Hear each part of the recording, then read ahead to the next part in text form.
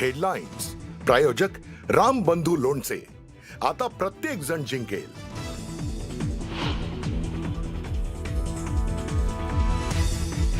मुंबईत भाजप महायुतीचा महापौर झाल्यास अदानी स्थान होईल. उद्धव ठाकरेंचा महायुती सरकारवरती जोरदार निशाणा. तर खोकासुरांनी महापालिकेत 3 लाख कोटींचा घोटाळा केल्याचाही आरोप.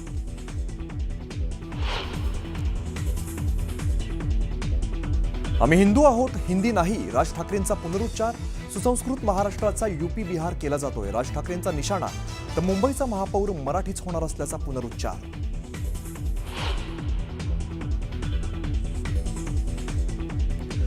मतचोरीनंतर आता उमेदवार पळवापळवी सुरू. हा लोकशाही आणि जनतेचा अपमान. उद्धव ठाकरेंचा निशाणा. तर बिनविरोध झालेल्या निवडणुका परत घेण्याची मागणी.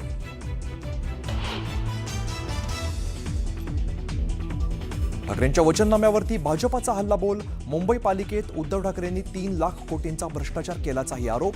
एकतरी विकास काम दाखवा, साटम यांचं ठाकरेंना चॅलेंज.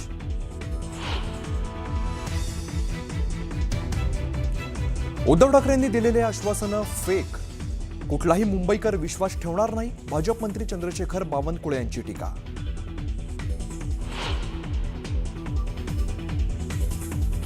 मुंबईकरांसाठी काँग्रेसकडून बेस्ट जाहीरनामा प्रसिद्ध. बेस्टचं खच्चीकरण करून खासगीकरण करण्याचं षडयंत्र सुरू असल्याचा वर्षा गायकवाडांचा आरोप. तर मुंबईत सिटी फ्लो नावाच्या बसेस विनापरवानगी फिरत असल्याचाही आरोप.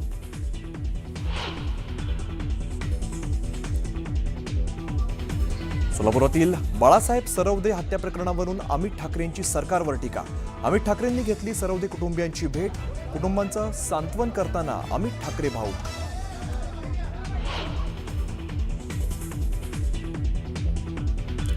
आणि नाशिक त्र्यंबकेश्वर मार्गावरती भीषण अपघात. भरधाव वेगात असलेला टिपर उलटल्यामुळे बुलढाणा जिल्ह्यातील 2 तरुण पर्यटकांचा जागीच मृत्यू.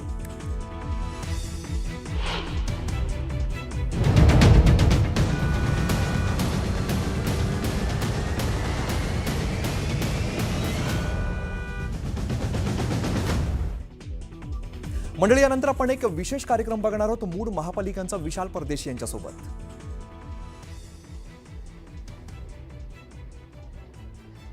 धन्यवाद अमित. मंडळी नमस्कार, मी विशाल परदेशी आणि आता या क्षणाला थेट मी आलेलो आहे मराठी सणांचं माहेरघर म्हणवल्या जाणाऱ्या लालबागमध्ये. हेच ते लालबाग जे दक्षिण मुंबईत आहे. हेच ते लालबाग खरं तर इथल्या मराठी माणसासाठी ओळखलं जातं. आणि ह्याच लालबागकरांकडनं आपण या महापालिकेचा एकूणच त्यांचा मूड, त्यांचा कौल जाणून घेणार आहोत. माझे व्हिडिओ जर्नलिस्ट संदीप पवार यांच्या साक्षीने. मंडळी, आज यांच्याशी आपण चर्चा करणार आहोत आणि बघू काय म्हणतायत मुंबईकर, काय म्हणतोय मराठी माणूस मूड महापालिकांचा या कार्यक्रमात.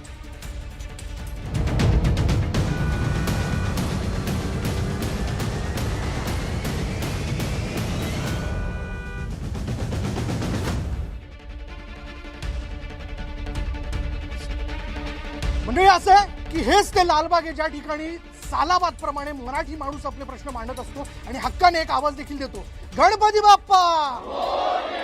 आणि हाच मोरया जो आहे तो नेमका कशा पद्धतीने या महापालिकांच्या निवडणुकीत होतोय ते आपल्याला बघायचं आहे. कशा प्रकारे मराठी माणूस आपला कौल कोणाच्या बाजूने देतोय हे देखील आपण लक्षात घेणार आहोत. प्रचाराच्या या धामधुमीतनं बरेचसे उमेदवार वेळात वेळ काढून आपल्यासोबत आलेले आहेत. सगळ्यात पहिल्यांदा त्यांचा परिचय आपण जाणून घेऊ आणि थेट पहिला प्रश्न 30 सेकंदात की त्यांचं मुंबईच्या विकासाच्या संदर्भातलं विजन काय. सुरुवात मी आपल्यापासून करतो. आपलं नाव? किरण तावडे. बरं, काय 30 सेकंद, काय विजन आहे आपलं, काय रोडमॅप आहे आपला विकासाच्या संदर्भातला? मुंबईतील मराठी शाळा मुंबई महानगरपालिका पब्लिक स्कूल जसं स्थापन केलं आहे तसंच कॉलेज 11वी आणि 12वी पण चालू करायचं पहिलं विजन ठेवलं आहे. त्यामुळे मशाल ही पेटती राहणार आहे. हो, मशाली पेटीत राहणार यापुढे. पहिली पण पेटीत होती, आता पुढे पेटी राहणार. बरं बरं बरं, चला आपल्याकडे येतो. आपलं नाव? माझं नाव सचिन पडवळ, उमेदवार आमच्या शिवसेना, मनसे आणि युतीचा ठाकरेंचा उमेदवार 206 प्रभागातला. कुठल्याही शहराचा विकास व्हायचा असेल तर एज्युकेशन आणि हॉस्पिटल्स या दोघांचा विकास करणं गरजेचं आहे. त्याच्यामुळे मुख्य म्हणजे साईबाप्पा शाळा जी तोडलेली आहे आणि 4 वर्षात या प्रशासकांनी वाट लावली आहे, त्या ठिकाणी साईबाप्पा शाळेचा चांगल्या ठिकाणी विकास करून त्या ठिकाणी स्पोर्ट्स सेंटर काढणं हे माझं आहे. त्याचप्रमाणे ज्या काही KM हॉस्पिटल संदर्भामध्ये ज्या काही C1 कॅटेगरीमधल्या इमारती आहेत त्या तोडून त्या ठिकाणी मोठ्या इमारती उभी करून सर्जरी डिपार्टमेंट आणि ओपीडी डिपार्टमेंट हे वेगळं करून त्या हॉस्पिटलचा विकास केला तर आपोआप लालबाग परळ आणि शिवडीचा विकास होईल. बरोबर, वेगवेगळे प्रश्न आहेत दक्षिण मुंबईतले. हे देखील एक उमेदवार आपल्या बरोबर आहे. आपलं नाव 30 सेकंद. अनिल कोकिळ. या माझा प्रभाग आहे 204. या 204 प्रभागामध्ये आत्ताच त्यांनी सांगितल्याप्रमाणे माझ्या प्रभागामध्ये साईबाबा शाळा होती, 4 वर्ष झाली ती तोडलेली आहे आणि तोडल्यानंतर ती कशा करता थांबवण्यात आलेली आहे अशी प्रचार होतो आहे की तिथे सामान्य पालक आणि विद्यार्थी विचारतात की आमची शाळा कधी होणार आणि लवकरात लवकर शाळा तिथे मोठी प्रशस्त शाळा तिथे कधी होईल याच्यासाठी मी प्रयत्न करणार आहे. आणि दुसरं म्हणजे हॉस्पिटलमध्ये केमसारख्या हॉस्पिटलमध्ये अजिबात सोयीसुविधा उपलब्ध नाही आहेत. त्या सोयीसुविधा व्हीलचेअरपासून ते वॉर्ड बॉय, नर्सेस आणि या इतर अनेक सुविधा आहेत. ब्लड चेकिंगचं असते किंवा एम आर आय मशीन असू दे, सिटी स्कॅन असू दे, सोनोग्राफी असू दे, तासन तास लाईन लागावे लागतात. 4-4 महिने त्यांना डेट मिळत नाहीत. त्यांना लवकरात लवकर सुविधा मिळतील याच्यासाठी मी प्रयत्न करणार. बरं, ठीक आहे, चला. असे मंडळी निष्ठावंतांची देखील कसोटी लागली, मनसेतनं ती देखील लागली, सगळ्याच पक्षांमधनं लागली. एक आपल्याबरोबर उमेदवार आहेत जे पूर्वी मनसेत ते आहेत अजूनही, पण ते अपक्ष म्हणून आता निवडणूक लढवतात. आपलं नाव 30 सेकंद. अजित मुणगेकर, अपक्ष, नारळ निशाणी घेऊन उभा आहे. कारण प्रत्येक चांगल्या कामाची सुरुवात ही श्रीफळने होते. तुमच्या माध्यमातून हा एक होता पाठ. दुसरी गोष्ट, मी मुंबईपुरतं बोलण्याऐवजी मी माझा प्रभाग 202 इथे जी समस्या आहे, स्पेशली रोजगार, मुलं जी बसलेली आहेत मीडियामध्ये त्यांना त्याच्यातून बाहेर काढून रोजगार मिळवून द्यायचा आहे. रस्ते आणि अजूनही गटर लाईन क्लिअर झालेले नाही आहेत, फक्त नावापुरते बोलतात, ते क्लिअर करायचं आहे. आणि रिडेव्हलपमेंटच्या नावाखाली मुंबईतून मराठी माणूस जो बाहेर जातोय तो कुठेतरी थांबवायचा मी प्रयत्न करीन. बरं, नारळ कोणाला मिळणार? नारळ समोरच्याला मिळणार, पण श्रीफळ मला मिळणार. बरं, ठीक आहे, चला. माझी अख्खी चौकट भरलेली आहे लालबागच्या सगळ्या गणेश गल्लीच्या मैदानात. आपण जर पाहिलं इथं सर्वसामान्य मंडळी पण आहेत, ते देखील आपलं मत व्यक्त करतील आणि त्यांचं काय म्हणणं आहे हे देखील ते या ठिकाणी मांडणार आहे. चला, नेहमीप्रमाणे मी मुद्देसूद चर्चा करणार आहे. पहिली सुरुवात मी करतोय, मराठी माणसाला साथ घातली जाते, मराठी माणसात जागा हो असं पुन्हा एकदा, म्हणजे 2017ला म्हणलं गेलेलं होतं, त्यानंतर 8 वर्षांनी पुन्हा एकदा म्हटलं जात आहे. पण या मराठी माणसाचा टक्का जो आहे तो मात्र दक्षिण मुंबईत घसरताना दिसतोय, तो हद्दपार होतोय. त्याला टिकवण्यासाठी काय नेमकं केलं जाणार आहे? थेट मी उमेदवारांना प्रश्न विचारतो, बोला, काय तुमचं विजन आहे? मराठी माणसासाठी उद्धव साहेबांनी, जेव्हा पक्षप्रमुख उद्धव साहेबांनी 500 स्क्वेअर फुटापर्यंत महानगरपालिकेमधील मालमत्ता कर कमी केला आहे. त्याच्यामुळे सभोवताली ज्या बिल्डिंगमध्ये झाल्या त्या राहणाऱ्यांना त्याचा फायदा झालेला आहे. आणि यापुढे त्यांनी 700 स्क्वेअर फीट मालमत्ता कर, ज्या स्क्वेअर फुटापर्यंतच्या रूमला मालमत्ता कर कमी करणार असं नियोजित केलं आहे. तर त्यामुळे आपल्याला खूप बराचसाही फायदा होणार आहे. पण सचिनजी, एक लक्षात घ्या, शेवटी अर्बन डेव्हलपमेंट डिपार्टमेंट शिंदेकडे. हा मालमत्ता कर जर तुम्हाला माफ करून घ्यायचा असेल, त्या संदर्भातला पाठपुरावा तुम्हाला त्यांच्याकडेच करायला लागणार आहे. ज्या वेळेला उद्धव साहेबांनी निर्णय घेतला, जाहीरनामा 2017च्या होत्या, त्यावेळेला उद्धव साहेब मुख्यमंत्री असताना निर्णय घेतला गेला 500 स्क्वेअर फूटचा. उद्धव साहेब मुख्यमंत्री गेल्यानंतर गेल्या 4 वर्षामध्ये कारभार हा प्रशासकांनी घेतलेला आहे ताब्यामध्ये. त्यावेळेला कुठल्याही मराठी माणसाच्या हिताचे निर्णय घेतले गेले नाही. म्हणून काल जाहीरनाम्यामध्ये अमितजी ठाकरे आणि आदित्य साहेबांनी सरळ सांगितलं, 800-1800 एकरचा जो मुंबई पोर्ट ट्रस्टचा पुरा किनारा आहे तो ओपन करा, मिल कामगारांना पण घरं द्या आणि मराठी माणसाला पण त्या ठिकाणी घरं द्या. हा, काय वेगळा बदल होता? 500चं 700 झालं. बदल आहे ना, बदल दिसतोय आणि तो आम्ही बदलतोय. देवाभाऊ बदलतायत, नरेंद्रभाई मोदी बदलताय. आज वर्डी बिडीतले सगळे लोक जागेवर आहेत.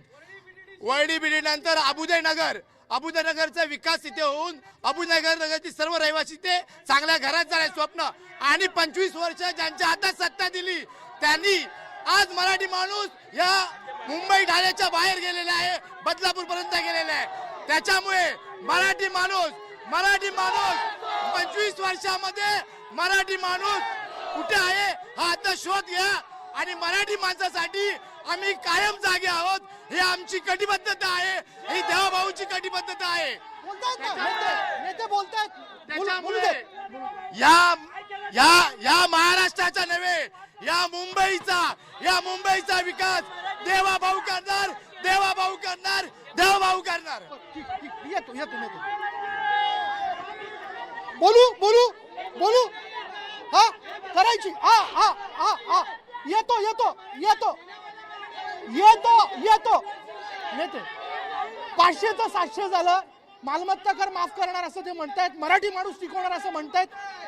यापुढे तो टिकला नाही, यापूर्वी तो टिकला नाही, जबाबदार कोण? आता ह्यानंतर टिकणार आणि कोणत्याही परिस्थितीमध्ये मराठी माणसाला इथे 700 स्क्वेअर फीटचं घराचं स्वप्न त्याचं पूर्ण होणार 700 स्क्वेअर फीटचं स्वप्न. बरं, ते मालमत्ता कर माफ करण्याच्या संदर्भातलं आश्वासन देत आहे, आश्वासन दिलेलं आहे, आश्वासन होणार आहे आणि ते पूर्ण होणार ते करणार तुम्ही? करणार. नक्की करणार. कारण आतापर्यंत डेव्हलपमेंटच्या ह्याच्यामध्ये ज्या काही पॉलिसी आणलेल्या आहेत त्या आमच्या देवाभाऊने आणलेल्या आहेत. जर आपल्याला त्याचं उदाहरण पाहिजे असेल तर तेजुगायची बिल्डिंग आहे, त्याचा विकास रखडला होता. 7 वर्ष डेव्हलपरनी त्याचं भाडं दिलं नव्हतं, ते भाडं दिलं नाही. त्याच्यानंतर देवाभाऊंनी आमचं सरकार आल्यानंतर त्या ह्याच्यामध्ये 91ची पॉलिसी आणली आणि आता लोकांना त्याची डेव्हलपमेंट होते आणि लोकांना घरं तुम्ही प्रश्न हे फक्त देवाभाऊंची कृपा आहे आणि मराठी माणूस टिकवण्यासाठी ह्या सगळ्या गोष्टी करतोय. बरं, काका आहेत, एक काका आहेत.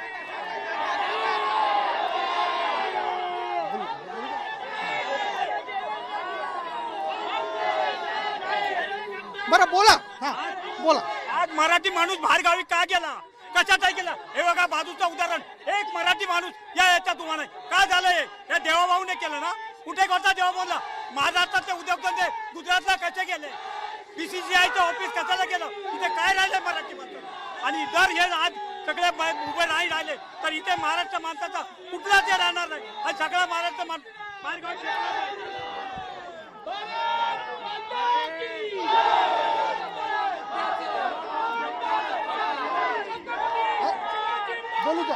बोलू द्या ना नेते.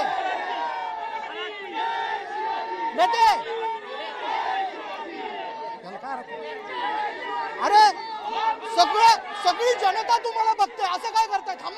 थांबा ना. पहिलं कार्यकर्त्यांनी सांगतो.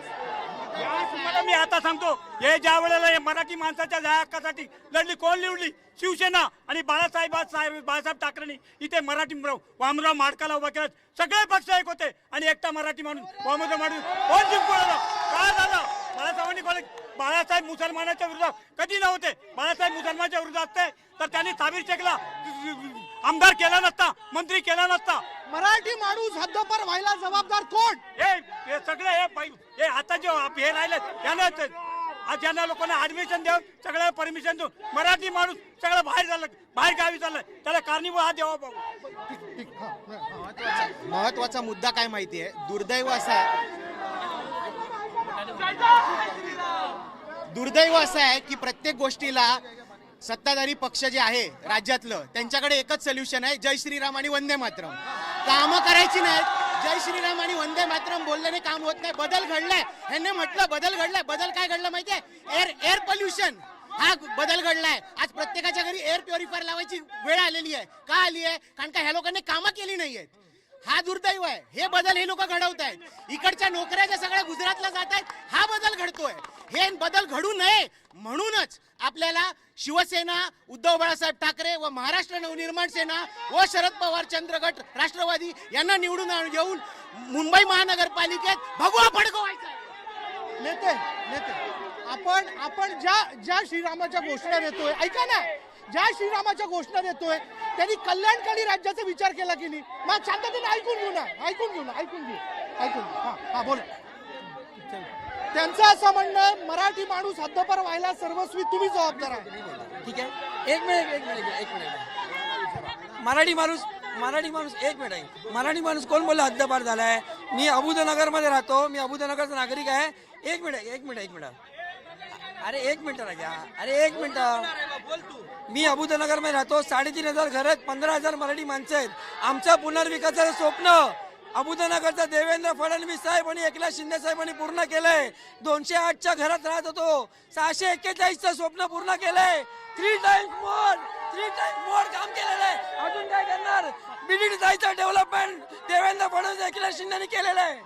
ठीक आहे नेते, काय तुमचं काहीतरी म्हणणं असेल? माझं म्हणणं आहे, हा जो तुम्ही गोंधळ बघताय, इथून आवाज येतोय, सत्ताधारीच्या विरोधात आवाज येतोय, पण मूळ जो प्रश्न आहे तो बाजूला राहतोय. मराठी माणूस आहेत ना, मराठी माणसांची दोषच हे आहे की मराठी माणूस एकमेकांना साथ देत नाहीये. हा विषय बसून सॉर्ट आउट करण्यासारखा आहे. या आवाजामध्ये मराठी माणूस दबला जातो.